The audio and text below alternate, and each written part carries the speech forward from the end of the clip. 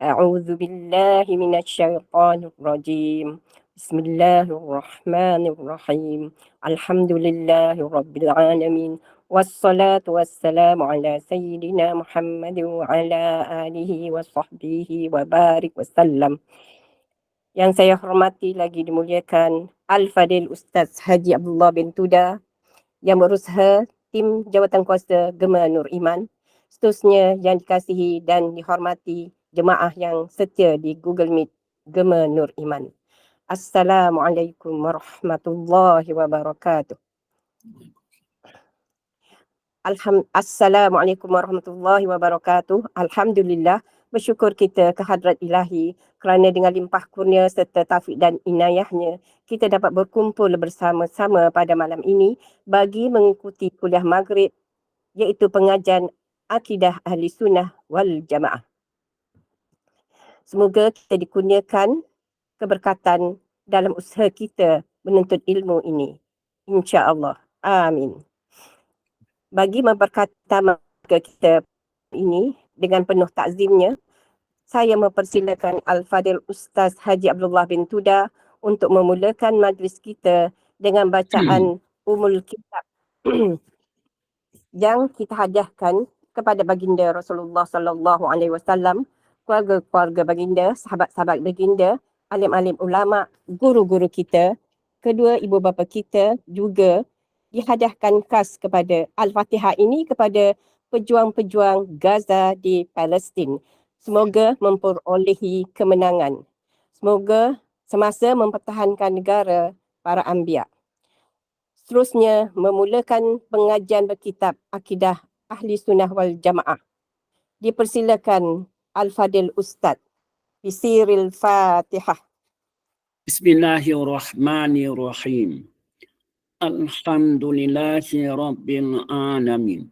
Ar-Rahmanir-Rahim. Maliki yaumiddin.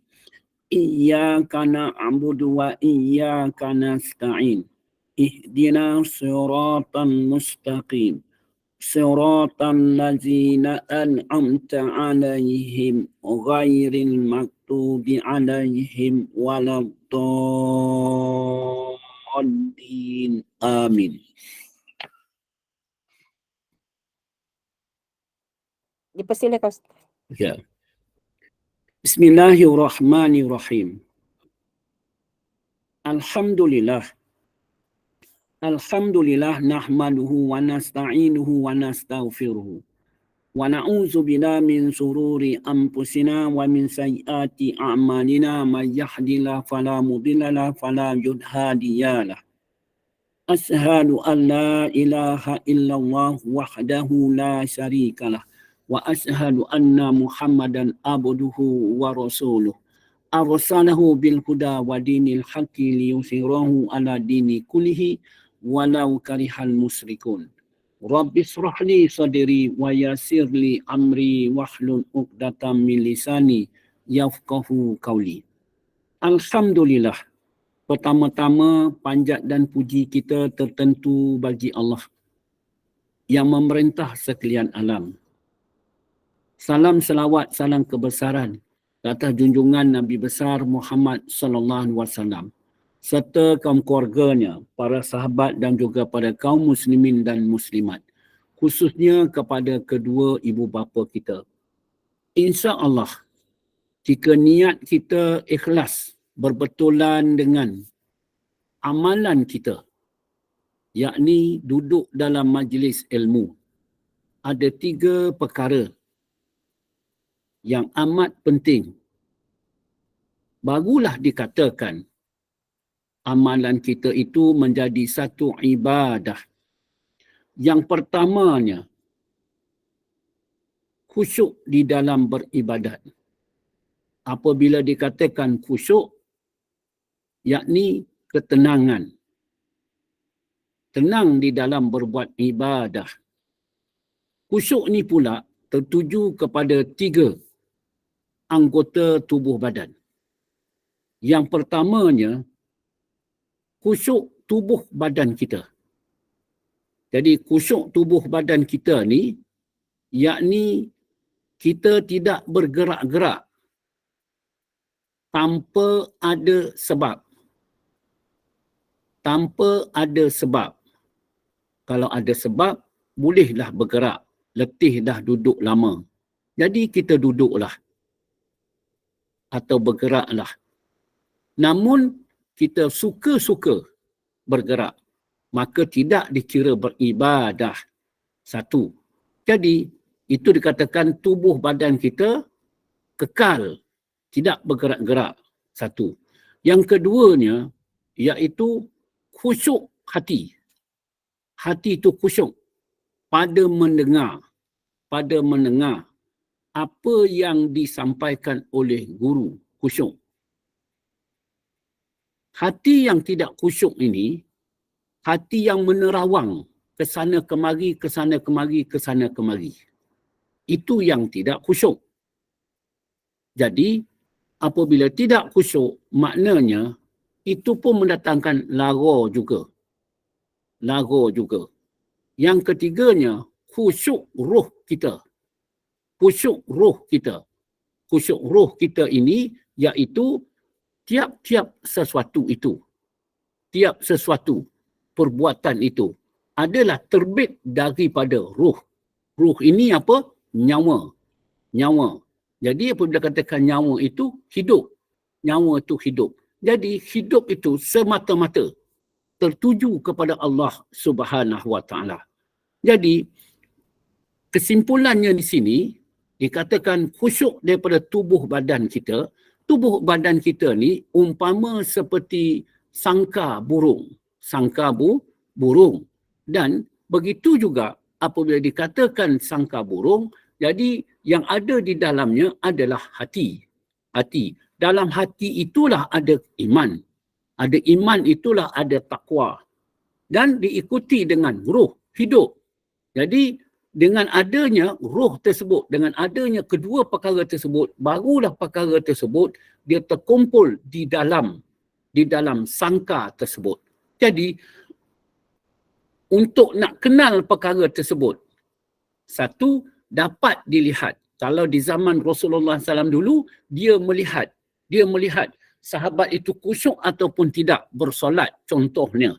Ya, dia itu pasal dia suruh sahabat ni 3 kali ulang untuk bersolat. Ya, untuk bersolat sampai 3 kali. Sebab dia bersolat adalah bergoyang-goyang. Bergoyang-goyang tidak tetap. Tidak tetap. Jadi kalau duduk dalam majlis ilmu, dikatakan macam seolah panas buntut tu. Panas buntut tu. Bergerak sana, bergerak sini. Itu tubuh badan. Jadi kalau dikatakan hati pula, tak serta dengan Allah Subhanahu Wa Taala. Dia serta selain daripada Allah Subhanahu Wa Taala. Itu yang katakan berlaku. Atas apa? Atas bisikan hawa nafsu tu tadi.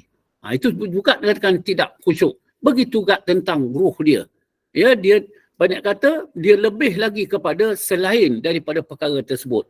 Jadi itulah kalau dia nak ambil perkara tersebut di dalam sembahyang, luar sembahyang dan sebagainya.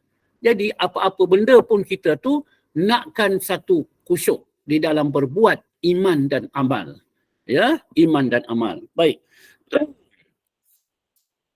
Kita sambung kepada muka surat 169. Perbincangan dan kesimpulan. Perbincangan dan kesimpulan. Yakni beriman kepada Rasul-Rasul. Beriman kepada Rasul-Rasul. Apabila dikatakan beriman kepada Rasul-Rasul, jadi kita percaya kepada 313 para Rasul. 25 Rasul yang wajib kita ketahui. Yang 5 ulul azmi. Itu yang kita yakini ni kita percaya. Jadi kita beriman percaya. Soalnya, bagaimana cara boleh kita ingat selalu kepada Rasul ni? Itu yang nak dipikirkan. Bagaimana cara kita tu nak ingat? Jadi maksudnya apabila kita pandang, apabila kita cakap, apabila kita buat, kita ingat kepada Rasul. Itu soalan pertama. Kemudian bagaimana dia kata ialah ataupun cara, bagaimana jalan atau cara kita ingat, cakap dan buat ini adalah perbuatan Rasul. Jadi jawapannya, jalan atau caranya ialah kita mengenal diri kita. mengenal diri kita. Jadi diri ni tadi satu diri yang terdiri ni kita nak kenal. Maknanya nak kenal diri tubuh badan kita ni. Saya dah boleh masuk kot sikit-sikit dalam hal tersebut. Ya, jadi kita tak mahu juga perkara tersebut baca habis. Jadi pendek kata kita nak kenal akan diri kita. Mana kata diri yang terdiri tu, makna tubuh badan kita tu nak kenal. Itu yang saya nak sentuh tadi tu, ada kekusyukan kita. Khusyuk. Begitu juga dia kata bahawa dia kata diri kita itu. Siapa diri kita ni? Siapa diri kita ni? Jadi dah tentu dikatakan diri kita ni katakan adalah insan. Insan. Kalau insan itu siapa insan tersebut? Barulah kita nampak akan perkara tersebut adalah Muhammad tersebut. Saya masuk sikit hakikatnya tu. Baru kita nak kenal perkara tersebut. Jadi apabila kita pandang diri kita, barulah kita nampak. Contohnya, dalam kita bersembahyang, bersolat, bersembahyang, Nabi cakap, "Sallu kama ra'aitumuni usolli." Dirikan sembahyang seperti mana kamu melihat aku bersembahyang. Jadi maknanya, kita itu berbuat sembahyang adalah kita berbuat perbuatan Nabi. Jadi perbuatan Nabi tersebut adalah diri Muhammad tersebut. Itu yang kita buat. Jadi apabila kita ingat perkara tersebut, ingatlah kita kepada perintah dia, suruh dia dan sebagainya. Jadi saya nak kaitkan sedikit di situ. Jadi kalau kita mendalam tauhid, kita akan jumpa perkara tersebut tentang insan. Tentang dikatakan terus kepada itu Muhammad tersebut, tentang diri Muhammad dan sebagainya. Baik. Jadi itu katakan perbincangan dan kesimpulan. Beriman kepada Rasul. Jadi kita tu percaya. Kita percaya. Apa yang kita percayakan? Kepada Rasul-Rasul. Dah pastilah yang kita percaya tu dah menjadi pakaian kita. Kalau kita ni dulu bertelanjang, jadi sekarang dah ada pakaian. Itu yang sebab aku percaya. Aku percaya bahawasanya kepada Rasul-Rasul tersebut. Jadi kalau macam tu, pakaian kita ni adalah pakaian para Rasul. Jadi pandang diri kita, nampaklah. Beriman kepada Rasul-Rasul. Itu namanya pegangan akidah tu. Beriman kepada Rasul-Rasul.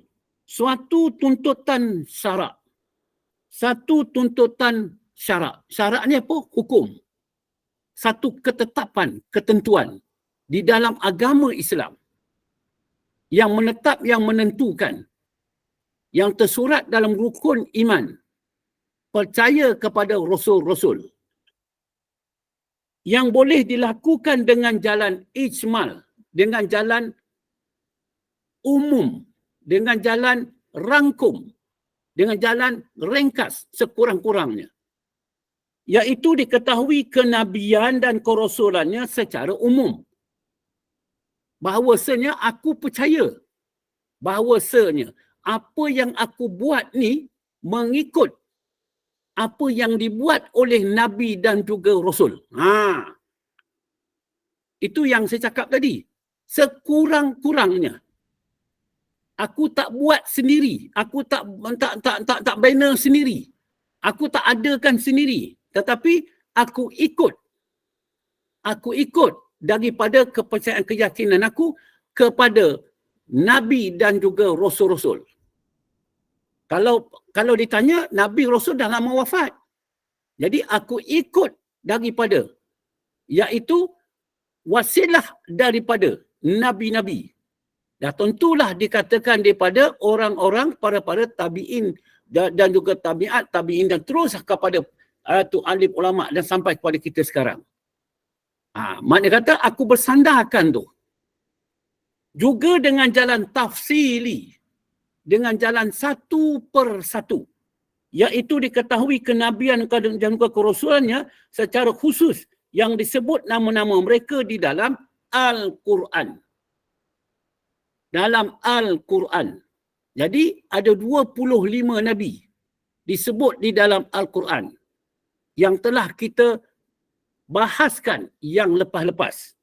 Itu yang pertama. Jadi kesimpulan sini apa? Aku beriman kepada Rasul-Rasul merupakan satu suruhan, merupakan satu perintah agama kita untuk percaya kepada para Rasul. Kepada para Rasul dengan jalan ijmal ataupun dengan jalan tafsili. Siapa yang perintah? Daripada Al-Quran. Satu. Kedua, nama Nabi-Nabi dan juga Rasul-Rasul di dalam Al-Quran seramai 25 orang. Ada 25 orang. Terdapat dalam beberapa surah yang berasingan. Jadi, aku percaya dan juga yakin ada 25 nama Nabi-Nabi dan juga Rasul yang tersurat di dalam Al-Quran. Aku percaya. Apa sebab aku percaya? Pertamanya aku percaya Nabi-Nabi dan Rasul itu tersurat dalam Al-Quran sebab aku percaya Al-Quran itu adalah kalam Allah. Itu wasilah dia. Kalam Allah. Jadi apabila dikatakan sebut kalam Allah, bermaksud apa? Adalah percakapan Allah, perkataan Allah. Jadi apabila kita percaya pada percakapan perkataan Allah, kita percaya kepada Allah. Itu sebab kita percaya tentang 25 Nabi. Maknanya yang tersurat di dalam Al-Quran. Eloklah kita buat lagu 25 Nabi tu. Dibuat lagu 25 Nabi. Kalau dikatakan Muhammad, Mim, Ha, Mim, Dal tu, ada berapa huruf di situ? Jadi kalau nak dikatakan fadilat dia, dah katakan berapa fadilat di situ. Nama-nama tersebut. Baik. Dalam surah Al-An'am, ayat 83 dengan 86, seramai 18 orang. 18 orang. Nabi-Nabi dan juga Rasul-Rasul. 18 orang. Di dalam Al-Quran. Jadi yang cakap siapa? Allah. Jadi itu pasal kesimpulan di sini, hati itu hidup beserta Allah. Itu yang saya cakap tadi. Allah, Allah, Allah. Jadi apabila diperkabarkan, dibagi tahu, makna kata, ruh kita tertuju kepada perkabaran tersebut. Benar. Itulah aku berpegang akidah. Dalam surah Ali Imran ada 3, itu ayat ke-33, seorang. Dalam surah Maryam ayat 56, seorang. Dalam surah Al-Hud ayat 50, seorang. Dalam surah Ali Imran ayat 73, seorang. Dalam surah Al-A'raf ayat 85, seorang. Dalam surah Al-Anbiya ayat 85, seorang. Dalam surah Al-Azab ayat 40. Dan dalam surah Al-Fat ayat yang ke-29, seorang. Jadi, kesimpulannya 25 orang. Itu yang tersurat di dalam Al-Quran. Yang wajib kita percaya. Apa sebab? Kita percaya kepada Al-Quran. Kita percaya kepada Allah. Itu pasal kita kena wajib percaya kepada 25 orang Rasul tersebut. Ya, wajib. Nabi ialah seorang lelaki yang menerima wahyu. Ini sebab kita tu pada kesimpulan dia mengingatkan balik kita. Nabi ialah seorang lelaki yang menerima wahyu. Menerima wahyu. Syariat daripada Allah untuk dirinya sendiri. Contoh Nabi Allah Daud alaihissalam. Dia berpuasa, satu hari puasa, satu hari rehat. Satu hari puasa, satu hari rehat. Itu yang disyariatkan kepada untuk dia seorang. Ya. Tidak disuruh menyampaikannya kepada orang lain. Tak disuruh. Rasul ialah seorang lelaki yang menerima wahyu. Sama. Sama juga. Nabi ialah seorang lelaki yang menerima wahyu. Rasul ialah seorang lelaki yang menerima wahyu. Jadi kita percaya bahawasanya Nabi dan juga Rasul Allah Ta'ala jadikan daripada kalangan orang lelaki. tu yang cerita sebelum ni, yang kita sebelum tadi kuliah ni, ada pula nabi perempuan pula. Tak? Jadi 100% kita dah dapat tolak dah. Atau orang mana kita tolak tu sebab pegangan kita, akidah kita. Syariat daripada Allah untuk dirinya sendiri dan disuruh menyampaikan kepada orang lain. Jadi Rasul ialah seorang lelaki yang menerima wahyu. Jadi menerima wahyu. Syariat daripada Allah untuk dirinya sendiri dan disuruh menyampaikannya kepada orang lain.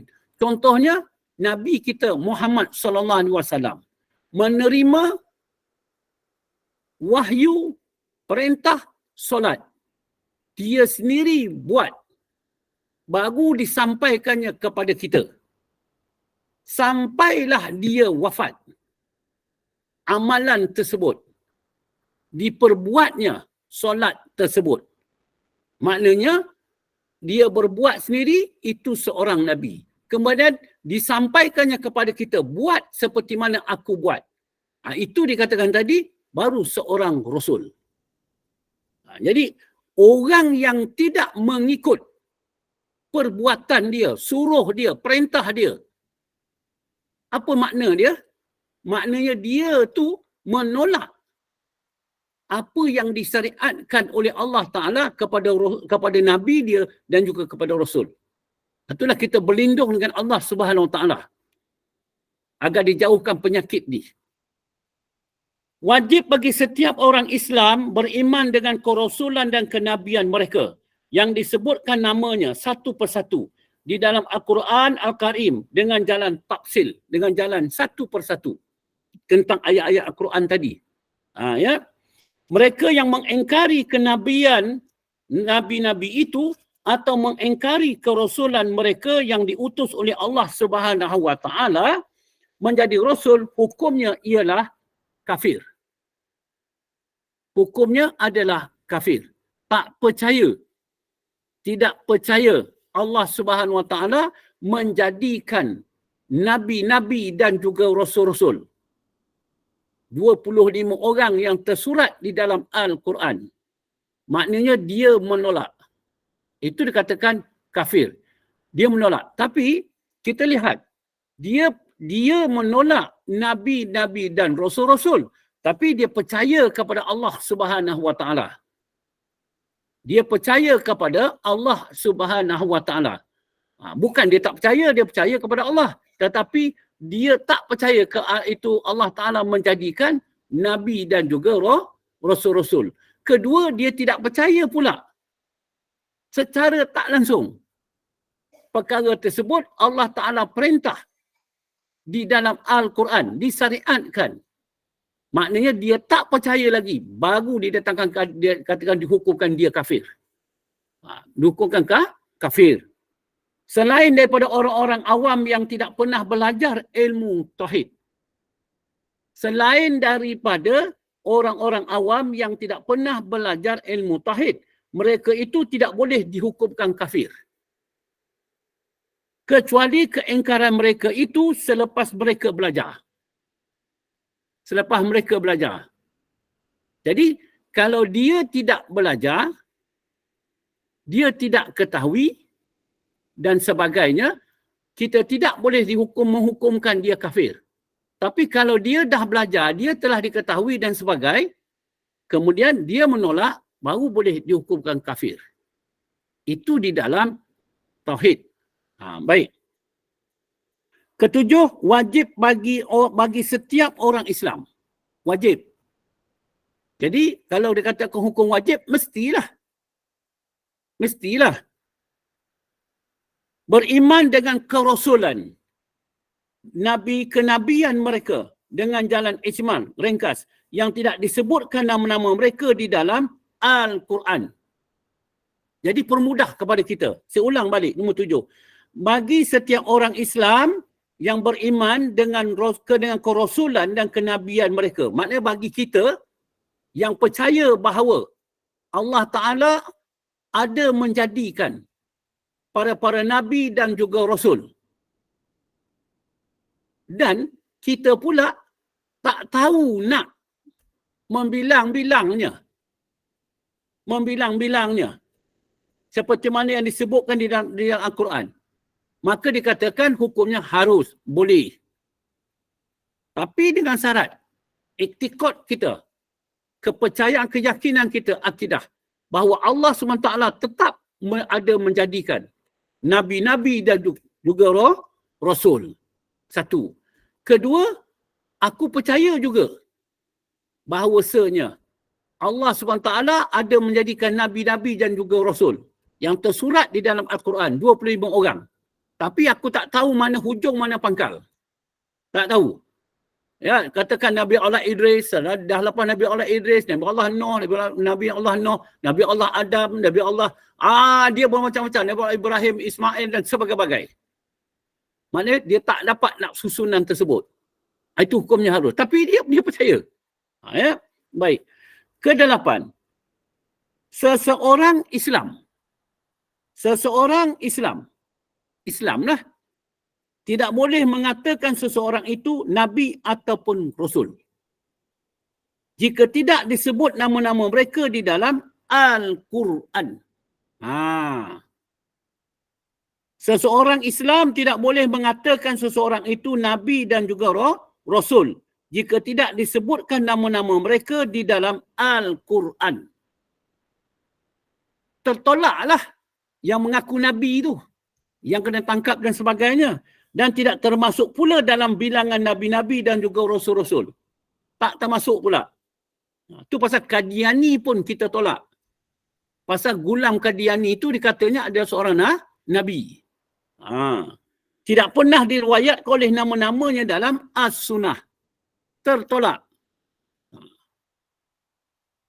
Kita berpegang apa yang tersurat di dalam Al-Quran. Itu sebabnya wajiblah kita ketahui akan nama-nama tersebut. Jadi kalau kita tak ketahui, kalau nama tu tak pernah didengar, dia bercakap ada Nabi selain daripada 25 Nabi tu, pelik sangat nama dia, maka kita tolaklah. Ataupun kita ambillah rujukan. Baik. Kesembilan, Rasul-Rasul yang diutus Allah adalah dari golongan mereka sendiri, yang dipilih dari keturunan orang-orang yang mulia dan yang mempunyai kebijaksanaan dan pemikiran dan suci kerohaniannya. Jadi Allah Subhanahu Wa Taala melantik nabi-nabi dan rasul-rasul daripada kalangan manusia itu sendiri. Kemudian kalangan daripada kaum itu sendiri. Pasal setiap kaum tu ada nabi-nabi. Itu pasal dalam dunia ni daripada dulu sampai sekarang tidak kita ketahui berapakah kaum-kaum yang Allah Ta'ala jadikan. Jadi setiap satu kaum tu dah ada Nabi yang Allah Ta'ala jadikan. Itu pasalnya bilangan hanya kita tahu 124,000. 124,000 tu daripada kaum-kaum tersebut. Tetapi mungkin lebih. Tidak pula kita mengatakan kurang. Tak boleh pula. Takut-takut nanti dia berlebih. Kita kata kurang. Jadi dalam Ahlus Sunnah wal Jamaah untuk nak selamat, mungkin lebih 124,000 orang. Sebab apa? Jadi di situ pun menunjukkan kaum-kaum yang Allah Ta'ala jadikan. Ya, jadikan dia. Semuanya daripada, kalau 25 Nabi dan Rasul adalah daripada keturunan orang-orang yang mulia. Contohnya Nabi kita Muhammad sallallahu alaihi wasallam adalah daripada keturunan yang mulia. Agama apa? Agama Islam. Daripada Nabi Allah Adam alaihi salam. Teruslah sampai kepada Nabi Allah Ismail alaihi salam. Dan daripada Nabi Allah Ismail turunlah kepada Adnan, anak daripada Nabi Allah Ismail. Pada keturunan yang mulia. Turunlah sampai kepada Abdullah. Maknanya sampai kepada Abdullah, sampailah kepada ibunya Aminah. Turun kepada Nabi Muhammad sallallahu alaihi wasallam. Pada keturunan yang mulia. Dan mempunyai kebijaksanaan. Bijak. Kita dah tahu dah kebijaksanaan Nabi kita Muhammad SAW digelar juga dia ada seorang yang bersifat benar, sidik, benar. Keadaan dia tersebut. Jadi kita tahu dah dia tu seorang ummi. Ummi ni bukan bodoh. Ummi ni dia tak belajar, bagi tahu dia tak belajar. Tak belajar. Tetapi dia itu cerdik.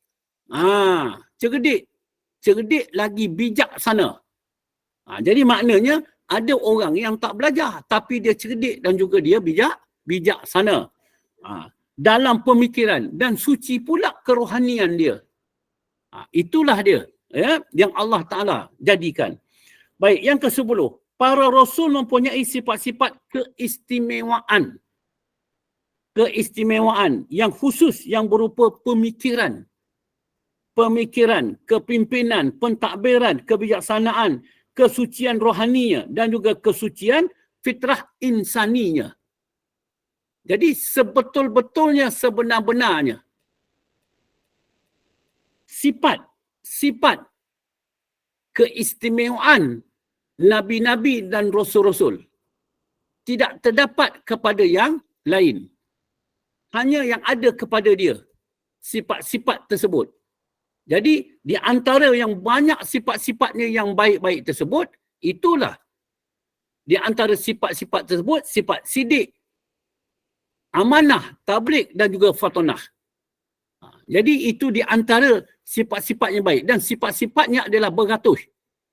Tapi di antara yang beratus itu adalah 4 sifat tersebut. Merangkumi sifat-sifatnya yang lain.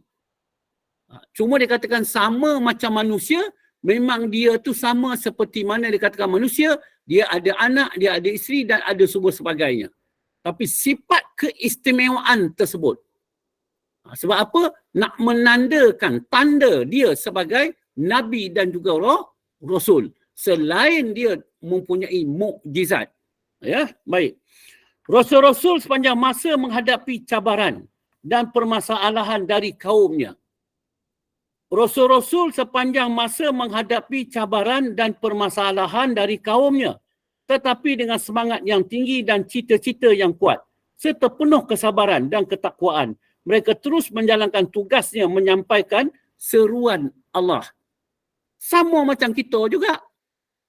Allah Subhanahu Wa Taala kurniakan kita kekasihnya Nabi Muhammad sallallahu alaihi wasallam, kemudian Nabi sallallahu alaihi wasallam memberitahu kepada kita. Kita ni sekarang di dalam perjalanan menuju ke hadrat Allah Subhanahu Wa Taala ataupun ke Hidratul Kudus. Itu perjalanan.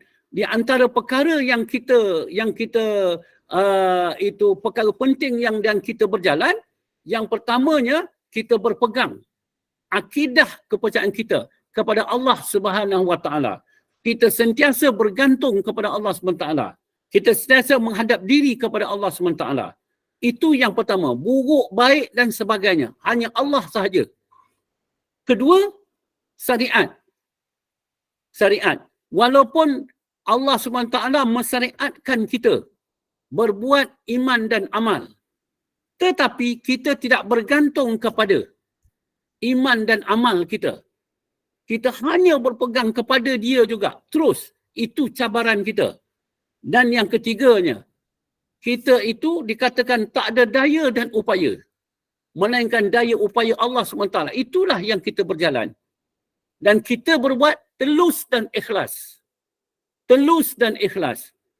Jadi, telus aku sambut segala seruan Allah. Tak ada mesti kata itu ada perasaan itu keluh kesah. Tak ada. Tak ada denguh ke, tak ada apa ke semua, tak ada. Aku sambut segala seruan Allah. Dan ikhlas aku berbuat. Maknanya dengan keikhlasan Allah Ta'ala aku berbuat kerana Allah Ta'ala. Inilah sampai kita ke Hidratul Kudus. Iaitu dikatakan sampai kepada, iaitu satu tempat yang suci. Tidak ada selain daripada Allah Subhanahu Wa Taala. Maksud kata barulah kita sampai, kita itu berbuat amal semata-mata kerana Allah Subhanahu Wa Taala. Apa sebab? Aku berbuat, aku menyaksi akan Allah Subhanahu Taala. Itu yang dikatakan Hidratul Kudus. Suci bersih perkara tersebut. Itu dikatakan tadi. Dan cabaran kita, perjalanan kita, tentulah banyak halangan-halangan yang dibuat oleh hawa nafsu setan dan iblis. Supaya kita ni meninggalkan apa yang disuruh oleh Rasulullah sallallahu alaihi wasallam. Maknanya kata itu dah memang dah. Maknanya kata daripada hawa nafsu setan iblis, itulah cabaran kita. Alhamdulillah kita dapat mengatasi perkara tersebut. Jadi soalnya, adakah kita dah sampai? Nanti kita mengaji tauhid. Ya. Dan baginda Rasulullah SAW, dia lebih besar daripada cabaran-cabaran tersebut. Ya. Daripada kaum-kaum dia dan sebagainya. Baik. Yang ke-12, Rasul-Rasul yang disebut nama-namanya di dalam Al-Quran seramai 25 orang. Rasul-Rasul yang disebut nama-namanya di dalam Al-Quran seramai 25 orang. Terdapat 5 orang Rasul yang menerima pangkat ulul azmi, iaitu Nabi Allah Nuh, Nabi Allah Ibrahim, Nabi Allah Musa, Nabi Allah Isa dan Nabi Muhammad sallallahu alaihi wasallam. Ada 5 orang yang mendapat gelaran ulul azmi. Ya, yang mendapat dikatakan itu daripada Allah Subhanahu Wa Taala pangkat dan darjah tertinggi, iaitu Nabi Nuh, Nabi Ibrahim, Nabi Musa, Nabi Isa dan Nabi Muhammad sallallahu alaihi wasallam. Yang ke-13, Allah Subhanahu Wa Taala mewajibkan setiap orang Islam beriman kepada semua rasul-rasul yang diutuskan oleh Allah, menyampaikan wahyu syariatnya tanpa membezakan di antara seorang rasul dengan seorang rasul yang lain. Kita percaya Allah SWT menjadikan 25 rasul daripada kalangan manusia, iaitu daripada kaum-kaumnya. Kita daripada kaum Nabi Muhammad SAW. Jadi 25,000 orang. 25 orang. Jadi daripada orang-orang tersebut diperintahkan menyampaikan. Jadi para nabi ni menyampaikan sampai kepada kita pada malam ini. Apa yang Nabi cakap, itulah yang kita sampaikan. Ya. Yang ke-14, Allah SWT mengutuskan rasul-rasul ke alam dunia ini untuk menyampaikan perkabaran gembira kepada orang-orang yang taat dan beramal soleh dengan pembalasan pahala surga, dan menyampaikan perkabaran yang menakutkan kepada orang-orang yang maksiat dan menderhaka dengan balasan azab neraka. Jadi tujuan Allah Subhanahu Wa Taala mengutuskan para nabi dan rasul, bahawasanya Allah SWT ada menjadikan alam akhirat. Alam akhirat ini ada 2 tempat. Satu tempat surga, satu tempat neraka. Nak masuk surga, syaratnya mesti ada pahala. Syarat nak dapat pahala, mesti berbuat amal soleh. Amal soleh adalah berbetulan dengan yang disyariatkan oleh Allah Subhanahu Wa Taala kepada kekasihnya Nabi Muhammad sallallahu alaihi wasallam. Jadi erti kata Allah Ta'ala syariatkan kepada kekasihnya Nabi Muhammad SAW dan kita perbuat mengikut cara baginda Rasulullah SAW, maka dikurniakan pahala. Daripada pahala tersebutlah, maka akan menjadi syarat nak kita nak masuk ke surga. Itu perkabaran gembira. Gembiranya apa? Allah Ta'ala tidak perintah kita buat, kemudian kita nak sendiri buat. Tak. Tetapi diutuskannya kekasih dia Nabi Muhammad SAW. Jadi kita hanya ikut saja apa yang dibuat oleh kekasih dia. Itu berita gembira. Jadi kita buat saja, insya-Allah. Berita yang menakutkan. Syarat nak Allah Ta'ala jadikan di alam akhirat itu, yang alam yang dia buat, ada satu tempat namanya neraka. Syarat nak masuk neraka, ada syarat juga. Mesti dengan dosa. mesti dengan dosa. Jadi dosa tersebut termasuklah dosa besar, dosa kecil. Jadi makna kata syarat. Sebabkan dosa, sebab kita itu tidak mau menerima apa yang disyariatkan oleh baginda Rasulullah SAW. Berarti kita tidak menerima apa yang disyariatkan oleh Allah SWT kepada kekasihnya Nabi Muhammad SAW zaman kita. Jadi akan diberi balasan, iaitu dosa. Jadi nak masuk neraka, kena berbuat dosa. Jadi kalau kita tak nak buat, tak masuk neraka, buatlah tentang pahala. Itulah berita gembira, berita tersebut. Ya tak? Contohnya, kita duduk dalam majlis ilmu pada malam ini. Kita duduk dalam majlis ilmu pada malam ini. Seolah-olah kita duduk di taman-taman surga. Maknanya kita duduk di dalam taman-taman surga. Jadi insya Allah, maknanya kita dah duduk sekarang ni atas apa? Atas taufik hidayat Allah Ta'ala. Atas petunjuk pertolongan Allah Ta'ala. Jadi bukti kasih sayang Allah Ta'ala di tempat yang kita tu di dalam majlis ilmu. Jadi maknanya kata insya Allah menjadikan syarat nak masuk ke surga. Itu pasalnya itu alim ulama terdahulu berlumba-lumba pergi ke majlis-majlis ilmu. Jadi majlis ilmu yang mengingatkan Allah dan juga Rasul, mengingatkan alam akhirat, mengingatkan ibadah, mengingatkan dekat dengan Allah SWT dan juga Rasul. Begitulah. Dia kata, baik.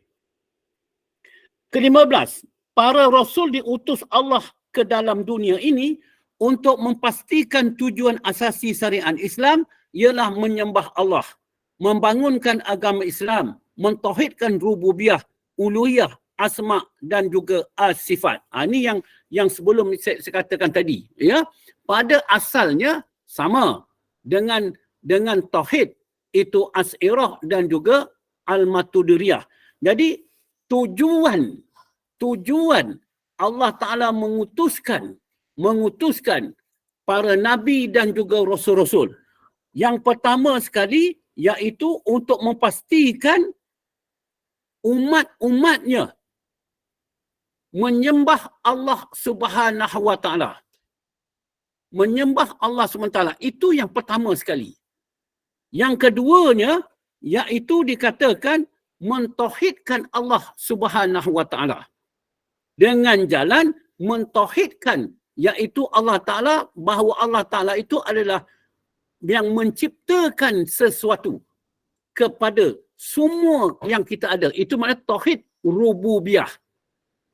Jadi kalau di dalam tauhid Asy'ariyah dinamakan tauhid af'al, perbuatan. Perbuatan Allah Subhanahu wa Ta'ala. Jadi tak ada perbuatan ni melainkan perbuatan Allah. Itu katakan tauhid rububiyah. Kemudian tauhid uluhiyah. Tauhid pengabdian. Pada kita mengabdikan diri kepada Allah SWT. Kita tak mengabdikan diri selain daripada Allah SWT. Melainkan dia. Dan begitu juga asma juga dengan itu dan sifatnya.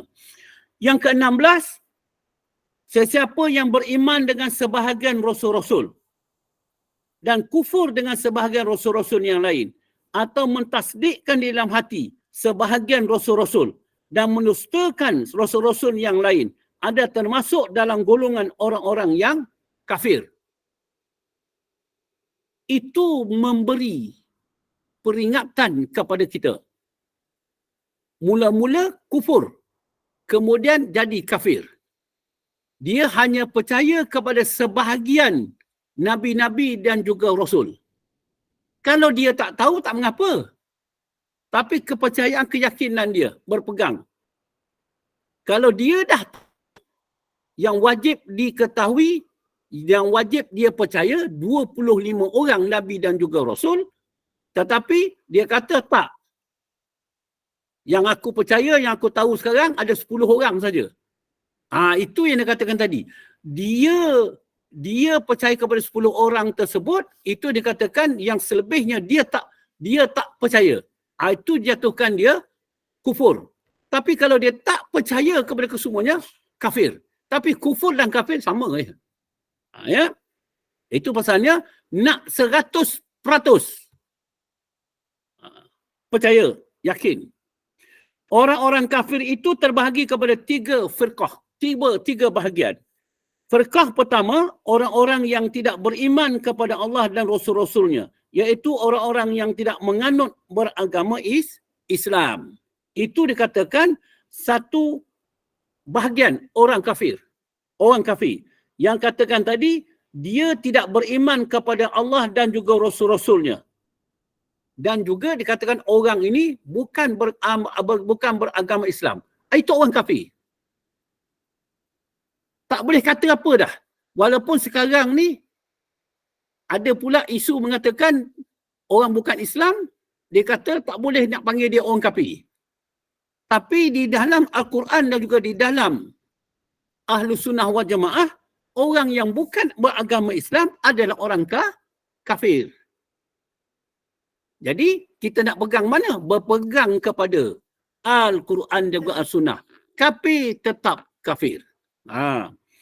Firqah kedua, orang-orang yang hanya beriman kepada Allah sahaja dan tidak beriman kepada Rasul-Rasul.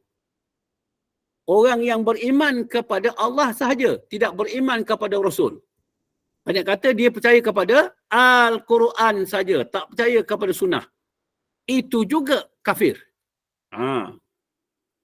Dan firqah ketiga beriman kepada sebahagian Rasul-Rasul dan kufur kepada sebahagian Rasul-Rasul. 50-50. Itu juga adalah kafir. Habis kesimpulannya apa? Aku percaya dan yakin Allah SWT kurniakan rahmat dan nikmat kepada aku. 25 Nabi dan juga Rasul-Rasul yang tersurat di dalam Al-Quran untuk aku, untuk kita semualah. Kita percaya. Yang ke-18, setiap Rasul yang diutus Allah melaksanakan amanah yang dipertanggungjawabkan kepada mereka dan menyampaikan risalahnya atas wajah yang akmal, yang sempurna dan menyatakan kerasulannya dengan bukti-bukti yang jelas. Itu dia kata. Setiap Rasul yang diutus oleh Allah Ta'ala melaksanakan amanah. Amanah, banyak kata kita percaya sungguhlah dia. Yang dipertanggungjawabkan kepada mereka sampai kepada kita. Sampai pada malam ni juga sampai. Dan juga menyampaikan risalahnya. Risalah daripada Allah Subhanahu Wa Ta'ala atas wajah yang akmal, yang sempurna dan menyatakan kerasulannya dengan bukti-bukti yang jelas. Menyatakan akulah Nabi, akulah Rasul. Kemudian dia membuktikan kenabian kerasulan. Dengan apa? Dengan mukjizat. Mukjizat. Jadi mukjizat Nabi-Nabi dan Rasul. Kalau dah Nabi kita dan juga Rasul, sebanyak lebih kurang 1,200 dia punya mukjizat, apatah lagi ditambah dengan Nabi-Nabi yang sebelumnya, Rasul-Rasul yang sebelumnya. Cubalah kita bayang begitu punya indahnya. Ya, kelebihan tersebut. Rasul-Rasul itu kesemuanya dari manusia lelaki, bukan daripada malaikat. Allah tidak mengutuskan Rasul-Rasul itu dari orang-orang perempuan. Kerana Allah Ta'ala tidak membebankan tugas yang berat itu kepada orang-orang perempuan. Tak ada. Maknanya tetap dijadikan kepada lelaki. Allah Ta'ala tidak mengkhususkan kepada Rasul-Rasul itu tabiat yang lain selain daripada tabiat basariah seperti makan, minum, tidur, ketawa, berjalan di pasar, beristeri dan bersuriat dan lain-lainnya daripada tabiat yang merendahkan martabat mereka yang tinggi. Jadi mereka kata dia tabiatnya sama seperti mana manusia biasa. Tetapi samanya dia tidak pula menjatuhkan martabatnya sebagai Nabi dan juga Rasul. Para Rasul tidak memiliki sesuatu perkara yang khusus yang dimiliki oleh uluhiyah, ketuhanan. Bukan. Ya. Rasul-Rasul tidak berkuasa mendatangkan manfaat dan menolak mudarat. Dan tidak mengetahui perkara-perkara yang gaib. Jadi pendek kata benda tu, jika dikurniakan sesuatu kelebihan, bukan maknanya sama seperti Allah Ta'ala. Bukan. Tetapi kelebihan tersebut dikurniakan oleh Allah SWT. Jika perkara gaib yang tidak diketahui, maknanya Bukan bermakna dia nak sama dengan Allah Ta'ala. Tak. Jika diketahuinya perkara yang gaib, maka itu merupakan kurniaan Allah Ta'ala kepada Nabi-Nabi dan juga Rasul. Baik. Rasul-Rasul adalah maksum. Rasul-Rasul adalah maksum. Suci daripada dosa. Dan tidak melakukan sebarang perkara yang boleh mencacatkan agama dan menjejaskan ketaatan mereka terhadap Allah dan tanggungjawab mereka menyampaikan risalah kerasulan yang dibebankan Allah kepada mereka itu. Jadi dia ni suci, bersih, maksum. Tetapi kita sedia maklum, walaupun dia suci dan bersih, maksum, tidak berdosa, tetapi baginda Rasulullah SAW, dia nak menunjukkan dia sebagai seorang hamba Allah yang taat kepada Allah, yang wajib kita ikut cara dia. Dia bertobat kepada Allah SWT. Ada kalanya 70 kali satu hari satu malam. Tetapi kebanyakannya 100 kali satu hari satu malam. Sebagai tanda dia sebagai hamba Allah yang taat dan juga patuh kepada Allah Ta'ala. Begitu juga dia berbuat amal dan ibadah sampai bengkak-bengkak kaki. Kalau dia tak buat pun tak apa. Sebab dia pun dah menjadi ahli surga. Tetapi sebagai seorang hamba Allah yang kasih dan cintakan kepada Allah, ya, nak menjadikan tunjuk tauladan kepada hamba-hamba, kepada kaum dia, ya, menunjukkan kasih sayang Allah SWT. Itu yang diperbuatnya. Itulah keistimewaan Nabi kita Muhammad SAW. Itu masa kalau kita baca sirah dia, kadang-kadang kita meleleh air mata juga. Betapa kasih dan sayangnya dia kepada umat dia. Dia bukan makna dia dah dapat senang, dia nak senang-senang sendiri. Tak ada. Dia lebih lagi rendah daripada mata kacamata orang tengok lain. Ya, bukan di zaman dia tu dah tak ada batu permata. Bukan dah tak ada emas dan sebagainya. Ada, tapi dia masih lagi tidur di berlantaikan daun-daun kurma. Dia masih lagi dia tidur di atas lengan dia, dan isterinya masih tidur di atas lengan dia. Begitulah keadaannya. Ya, penghidupan dia. Nak bersifat tawaduknya kepada Allah Subhanahu Wa Taala. Dia bukan maknanya dia tu tak boleh. Kita tengoklah mukjizat dia. Dia sanggup berlapar, berdahaga. Kalau dia nak mendatangkan air, dia boleh datangkan air dengan serta-merta. Itu mukjizat dia. Tapi tak nak menunjukkan sifat tawaduk dia. Apabila sahabat dah mengatakan dah terlalu lapar, terlalu itu, barulah dia berbuat. Sebab apa? Nak merasai akan sifat-sifat tersebut. Itu sebab kalau kita bayangkan baik-baik, ya, bagaimanakah Nabi kita Muhammad SAW yang katakan bersifat tawaduk sangat kepada Allah Subhanahu Wa Taala. Baik. Yang ke-23, para nabi dan rasul-rasul dibuktikan kenabian dan kerasulan mereka itu dengan mukjizat-mukjizat. Dengan mukjizat-mukjizat yang menunjukkan kebenaran kenabi-nabi dan juga rasul-rasul, dan bahawa ia adalah seorang nabi dan juga rasul-rasul. Jadi mukjizat dia kita nampak. Tapi kita kena tahu, mukjizat dia ditunjukkannya apabila perlu ditunjukkan. Baru ditunjukkan. Bukan bermakna nak menunjukkan aku Nabi, aku tunjuk itu, aku tunjuk ini, tunjuk. Bukan. Dia tak ada bersifat, dia katakan sifat buruk tu tak ada. Itu pasal sifat terpuji tu. Dia dah berlaku, dia orang memerlukan ni semua, buktikan kalau betul kau Nabi. Buktikan kalau betul kau Rasul. Baru dibuktikannya.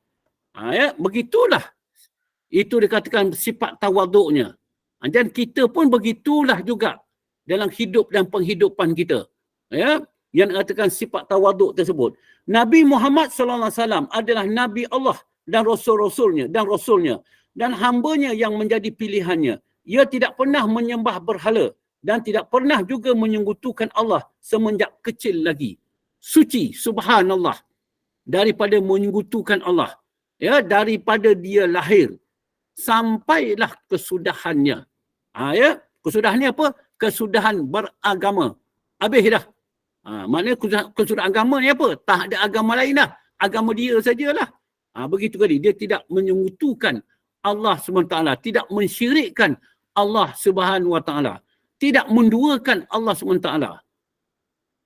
25. Al-Quran merupakan mukjizat Nabi Muhammad SAW yang besar sehingga hari kiamat dan melemahkan orang-orang kafir meniru Al-Quran dalam fasahah yang balaghahnya sekalipun mereka tidak mempunyai banyak meskipun mereka itu mempunyai banyak sastrawan dan juga pujangga dalam bahasa Arab Quraisy dan sebagainya. Ya, banyak kata mukjizat yang paling besar iaitu mukjizat Nabi Muhammad SAW adalah Al-Quran.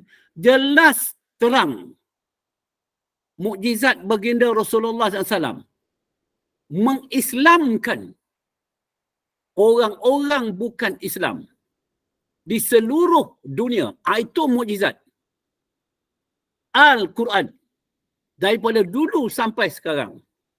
Ya, yang dikehendaki Allah lah. Kalau tak kehendak tu tidak juga. Ya, jadi dikehendaki Allah. Itulah mukjizat Al-Quran. Mukjizat baginda Rasulullah sallallahu alaihi wasallam. Itu pasalnya kita berpegang sekarang. Kita berpegang, itu akidah kepada Al-Quran. Berarti kita berpegang kepada mukjizat baginda Rasulullah sallallahu alaihi wasallam. Insya-Allah orang yang percaya, orang yang berpegang kepada mukjizat tersebut, insya-Allah akan mendapat mukjizat Al-Quran juga, mendapat mukjizat baginda Rasulullah SAW di akhirat kelak. Insya-Allah. Itu pasal jangan lepas. Jangan lepas. Yang ke-26, mukjizat Nabi Muhammad SAW selain daripada mukjizat Al-Quran, didapati juga mukjizat baginda di dalam hadis-hadis yang sahih. Seperti terbelah bulan dengan isyarat dengan tangan Nabi. Ya, terbit air di celah-celah anak-anak jari Nabi.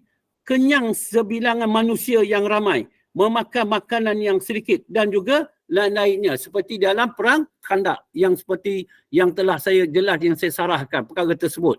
Ya, begitu sekali. Yang ke-27, hikmah perutusan Rasul-Rasul, tujuan pokok dan utama ialah mengajak manusia menyembah Allah. Baginda Rasulullah SAW diutuskan Allah SWT supaya menyembah Allah. Jadi kita menyembah Allah itu adalah atas seruan baginda Rasulullah SAW. Itu seruan. Kemudian kita menyembah Allah dengan jalan atau cara yang dibuat oleh baginda Rasulullah sallallahu alaihi wasallam. Itu dia kata, dan mentauhidkannya dan mentauhidkan Allah SWT.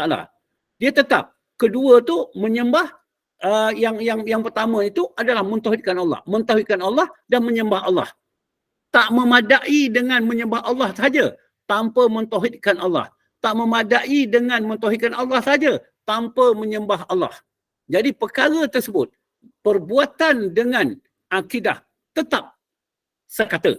Ya, menjadikan asas dakwah kerasulan mereka untuk menegakkan agama Islam. Dua perkara menjadi asas.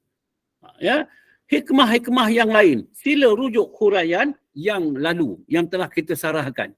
Jadi sidang hadirat yang dirahmati Allah. Kesimpulan daripada saya, selalulah kita bertanya kepada diri kita, adakah kita mengikut cara baginda Rasulullah sallallahu alaihi wasallam ataupun tidak? Sekira kita mengikut jalan atau cara baginda Rasulullah sallallahu alaihi wasallam, daripada mana kita tempat ambilannya supaya berbetulan perbuatan kita dengan perbuatan baginda Rasulullah sallallahu alaihi wasallam.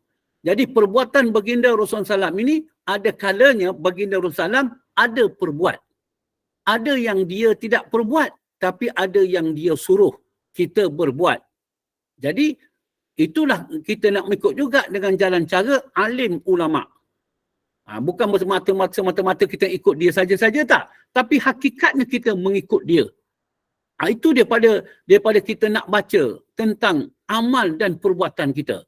Yang keduanya, kalau berlainan daripada perbuatan dia iaitu Nabi Muhammad SAW. Maksudnya perbuatan daripada Al-Quran dan As-Sunnah, perbuatan daripada ijma' dan ulama, dan juga perbuatan kias dan sebagainya.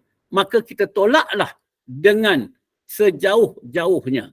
Jadi insya Allah kita akan selamat dunia dan juga akhirat. Wallahu a'lam. Wabillahi taufiq wal hidayah. Assalamualaikum warahmatullahi wabarakatuh. Yang baik itu bagi Allah Ta'ala. Kekurangan itu daripada kelemahan saya. Insya Allah kita berjumpa pada masa waktu yang lain. Saya serahkan pada pengurusi. Insya Allah. Alhamdulillah. Masya Allah. Ustaz, boleh kita boleh ajukan soalan, Ustaz? Insya Allah, boleh. Boleh Kita ada masa soalan. dalam 10 minit. Ya. Siapa-siapa yang ingin bertanya kepada Ustaz, silakan. Mengenai Rasul ataupun lain-lain perkara. InsyaAllah. Mengenai kepercayaan kepada Rasul.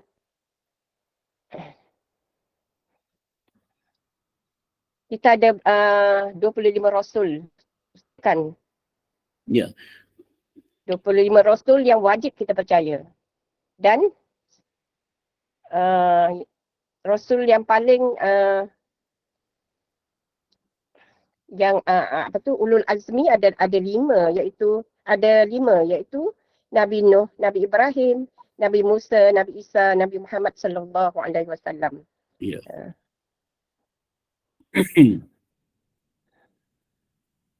Baik, ada apa-apa pertanyaan? Ada apa-apa pertanyaan? Jemaah semua? Atau jemaah sudah tidur ke apa?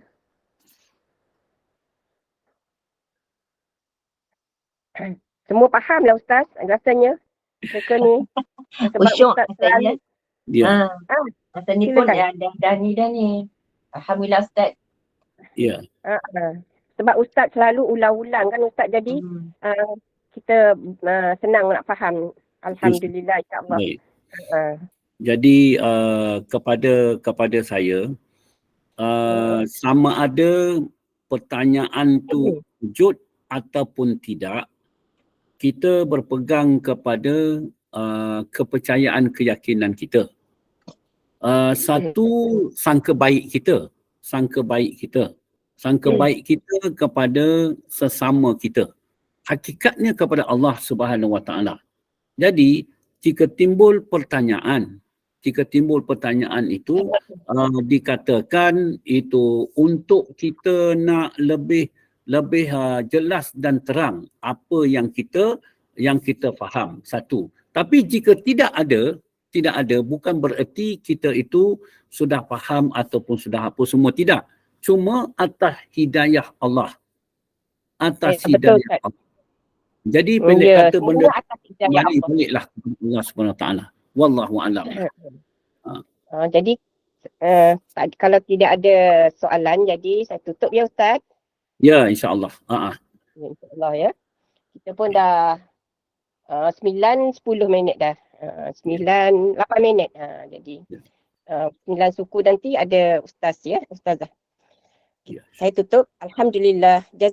Jazakumullahu khairan kathiran jazak pada Al-Fadil Ustaz Abdullah bin Tuda, tim Jawatan Kuasa Gema Nur Iman dan para jemaah pencinta ilmu kerana telah mengikmahkan Taman Syurga Gema Nur Iman pada malam ini mengenai wajib beriman dengan Rasul seperti firman Allah Subhanahu Wa Taala dalam surah An-Nisa ayat 136 yang berbunyi, ya ayyuhallazina amanu aminu billahi wa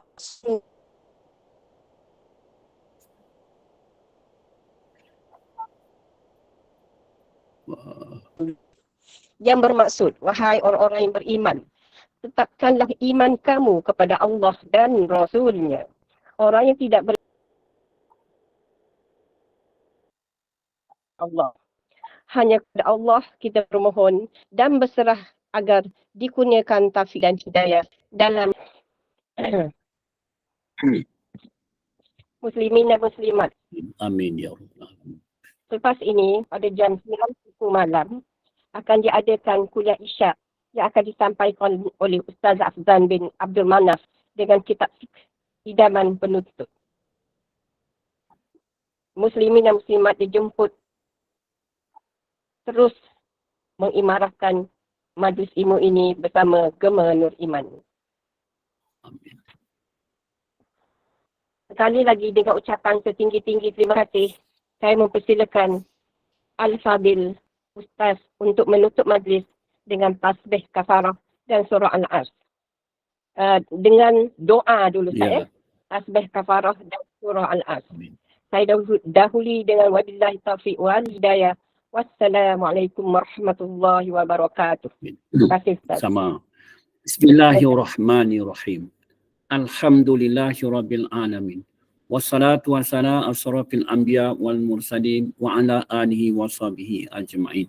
Allahumma a'dana li kulli hawlin la ilaha illallah wa li kulli hammin wa ghammin ma Allah wa li kulli ni'matin alhamdulillah wa li kulli ridha'i wa sidatin asyukurulillah wa li kulli ujubatin subhanallah wa li kulli zambin astaghfirullah wa li kulli musibatin inna lillahi wa inna ilaihi raji'un wa li kulli dikin hasbiyallah wa li kulli qada'i wa qadarin tawakkalna 'ala Allah wa li kulli ta'atin wa ma'siyatin la haula wa la quwata illa billahil aliyyil azim.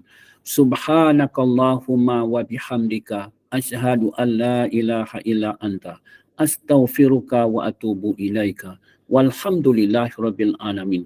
Bismillahirrahmanirrahim. Wal as innal insana lafi khusr illa allazina amanu wa amilus solihati wa tawasaw bil haqq wa tawasaw bis sabr. Insya-Allah kita berjumpa pada masa waktu yang lain. Insya-Allah.